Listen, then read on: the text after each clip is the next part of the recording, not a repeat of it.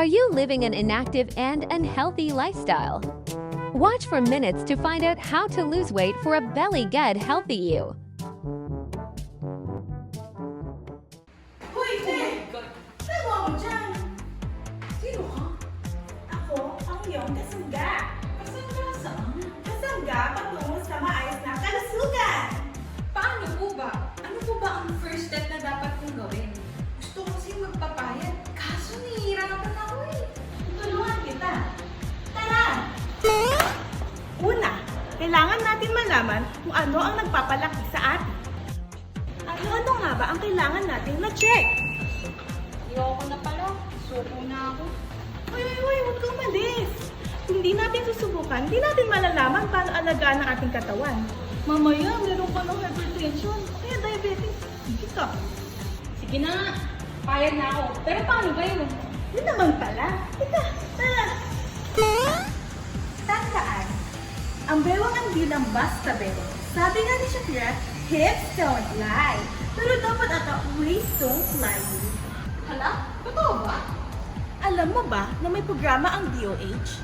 Alam mo ba na mayroong programa ang DOH na Belly Good for Health noong 2012 para mas mapahealthy ang kanilang personnel para maging fit by attaining and maintaining a desirable waist circumference o DWC of less than 80 centimeters for females and less than 90 centimeters for males.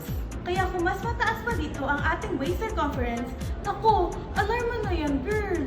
Ang ibig sabihin nun, mas prone na tayo sa high blood at sakit sa puso.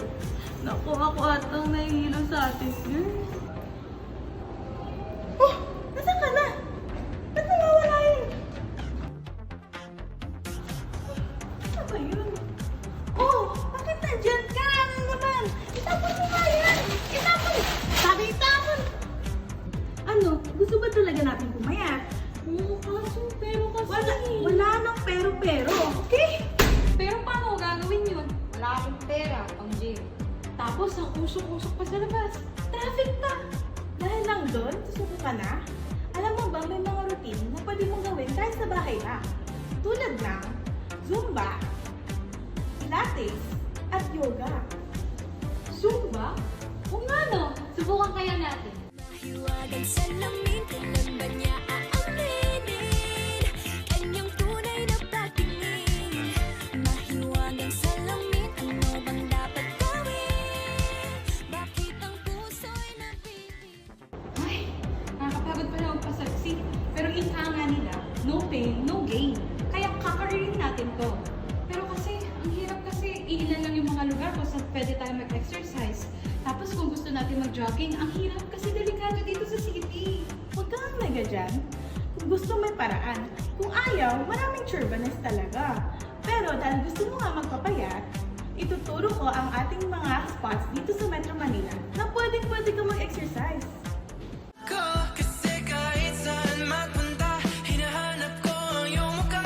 Pagkabiglang magkita pa tayo sa QC, sa UP, sa kalsada ng BGC. And now, hindi lang dyan nagtatapos ang weight loss journey natin, girl. Why not? Magsali tayo sa mga fun run at fun walk dito sa Metro Manila. Uy, magandang idea nga yan. Pero saan mo nalalaman yung mga ganyang activities o events? Well, maraming mga organizations na nag-organize ng mga fun run, fun walk, at lalo na yung mga marathon. Baka pwede tayo mag-join. Kaya join ka na at magpaka-healthy na tayo for a belly good, healthy you. Ice cream yummy! Belly good!